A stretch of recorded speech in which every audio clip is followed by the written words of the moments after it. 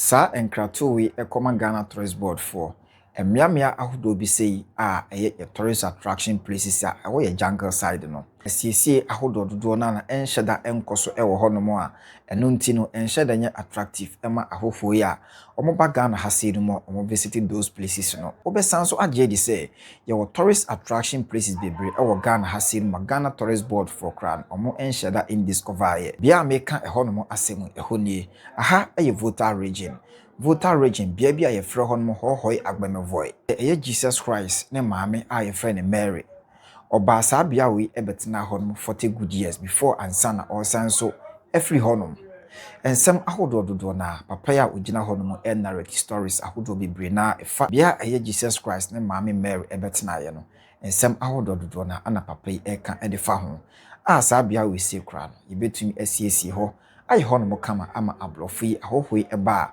ombetumi edi omani achire ho no mama a generate more revenue edi ama my Ghana na busua yebongra video yi mu na yenti papa yi ensem ahodo a okafa eye bia ye hu eho.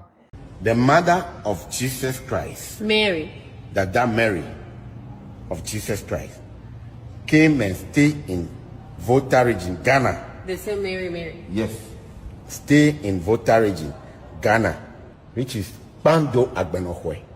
She stayed here over 40 years. Are you serious? Huh?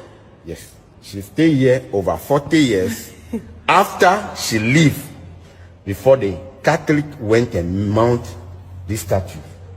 So they are not just going to Agbenohwe because they found a land over there. No. The mother of Jesus Christ herself stayed in Africa, Ghana. Abba, Ghana, why? Why? We don't fear God. Why? Why? See, the last thing I want to do in this world is to downplay anyone's faith. Trust me, that is a very horrible thing to do. If someone believes in something, just leave them to believe in the thing. I mean, after all, it doesn't bother you in any way. You get me? But then from the way our father here is talking, it looks like it's something that happened physically and it has not been documented. You don't know. I mean, I'll be happy. I'll be very happy if this thing really happened. Like Mary came to Ghana. Hey. But we can't just take this debate to the world without any archaeological, evidence. We can't just take this debate out there, bro. They go laugh we. Now, I believe that what he's talking about is the grotto in Pando. And this grotto thing is something that erupted around 1858 in France, in a town called Lourdes. That's where the whole thing started. It is believed that this 14-year-old girl called Bernadette, she encountered the Virgin Mary when she went to a certain cave to pick firewood. Hey. According to the history, she had about 18 apparitions with the Virgin Mary. Initially, no one believed her, so they asked her to ask for the name of Mary. She came back and delivered the name, not the Mary name, but the name that they know, Mary for. It is believed that Mary asked her to dig the ground, and out of the ground came a spring. So up to now, that spring is still there. People go there, they pray, they get healing and all of that. The first ever grotto over there is called Grotto of Massabielle. Then they started replicating this particular shrine across the whole world because people couldn't go to France to go and pray over there. The first one in Ghana, it happened in 1945. It's called the Ejam Grotto in the Western region, followed by the Ashanti region, the Bohun Grotto in 1949. Before the Kwando own came in 1957, they built it in places where the traditional worship was very dominant. Some of these areas were even occupied by river gods and so on. When you look at the Ejam Grotto, there's a spring over there. This was to replicate what happened in France by Bernadette. I mean, yes, Mary was in Africa, that is Egypt. But then this story of Mary living in Kwando, Volta region, I don't know, but it is new to me. I might not know.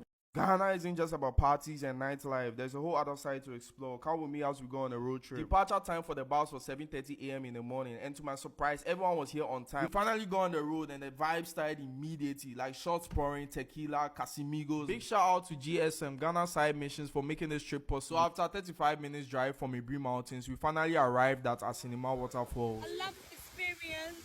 The water is so... There's no animals in the water. I want to be Bro, the air was so fresh and the sound of the water was just hitting right. Wait, Paul. Being here felt different because this is literally where ISO Speed started his Ghana stream. So we hit the road one more time and our next stop was Safari Valley and we took a full tour of the place. We got service guides who were super respectful and they were making sure we were safe and comfortable as we walked through the park. Like they were showing us all these amazing animals. This is the first time in my life seeing a zebra in real life. I hate to admit it, I was kind of scared though, you feel me? Because it felt unreal. After that, we found ourselves in this ant cave and it was supposed to be scary, but honestly it wasn't. So we kept it moving, then we all headed for lunch at this serve yourself buffet. Guys, if you made it this far, please go follow GSM. Yes, Ghana Side Missions. This whole trip wouldn't have been possible without them.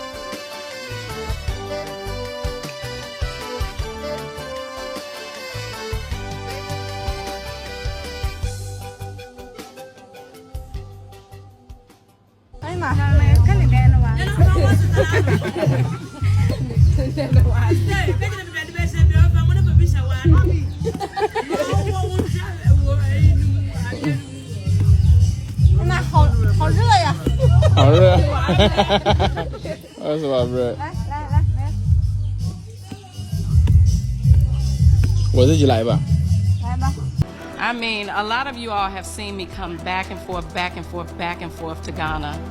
And you ask me, what is it? This is part of the reason. People, I know you guys felt it when you got off the plane. And what I call the Ghana effect, because I sleep so well in Ghana, is so much peace and so much joy. If you don't get anything else at the end of this trip, you will say you felt peace and you felt joy. So, welcome to Ghana!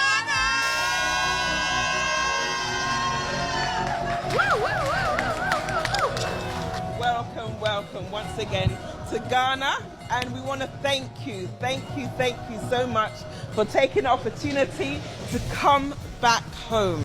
In fugu, you must have these headgears which also have meanings to tell the people who are following you as well. So for this particular position, as you heard here, you can easily tilt it like this. I stand tall, except God, supremacy, superior, or I have no equal. This is the meaning attached when you wear fugu with this. Then, of course, let me do another one. Good. I am a very peaceful man. This is the message he is sending across. No trouble as well. When you put it forward, that is trouble. Leadership, no co-equal, no challenger. So normally, if you are from the northern part of Ghana, you are always mindful of how you position your cap. It's not that like in the south where you can just position anywhere. No. You may be calling for trouble. Someone can easily attempt you spiritually. So you try to stay off it unless you are fortified. Then, of course, we have the last one. Yes. Forget about the past and let's move on. This is what we normally use. So we in the south, normally we go by this, the left or the right. These are the meanings attached to the headgears that we put on. And likely almost everybody wearing fugu here has this attached to it as well. This is the meaning of what we have here. Please, let's go. Did you know Jamaicans were settling in Ghana from the 1800s? There is a place in Ghana called Jamaica, which means the place where Jamaicans stay. Back in the 1800s, when slavery was abolished, Caribbean people and black people were encouraged to come to West Africa to be missionaries and teachers. The problem was that the agent mosquitoes were doing their job and killing off the unseasoned people. So because black people had a better survival rate, black people were encouraged to go to West Africa. Don't get too excited yet. These people were sent to push colonial agendas like education and church and them thing that. One notable person was Alexander Worthy Clerk, who came to the Gold Coast in the 1800s to build schools and churches in Ebury. Another key person was this lady right here. Her name is Catherine Mulgrave. And Catherine Mulgrave was pushing for girls' education in particular. And she was key in the foundation of Ebury Girls' School, one of the top girls' school in Ghana right now. And because there were so many Jamaicans living in Ebury, they called the place Jamaica So, which means the place where Jamaicans stay. A lot of these Jamaicans intermarried into the society, and they still have their descendants here till today. Not like the other ones who have been here for 6 generations and are still Indian or white or Italian. So, whether you know or not, Jamaicans have helped to shape Ghanaian culture in Ghana. So, Ewa, big up on yourself. Abibi Tumi, Abibi Fahudie. This is Obinfo Badale Kamban coming at you live from Abibi Tumi headquarters. And Ghana has called the historic diaspora home. Now the process must match the promise.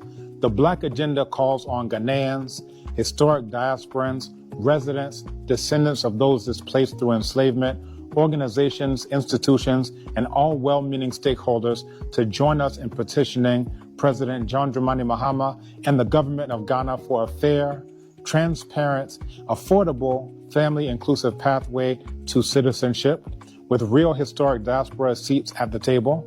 This means reviewing the 25,000 Ghana cedi fee, ending surprise timelines, removing DNA as a blanket requirement, creating accountable representation, and building a year-round process around reparative justice. So again, if you are interested in this petition, then go to change.org/Ghana citizenship. Again, that's change.org/Ghana citizenship and sign the petition today. Abibi Tumi, Abibi Fahudie. What would be the ideal situation for you? The ideal situation is historic diasporans are actually part of the decision-making process.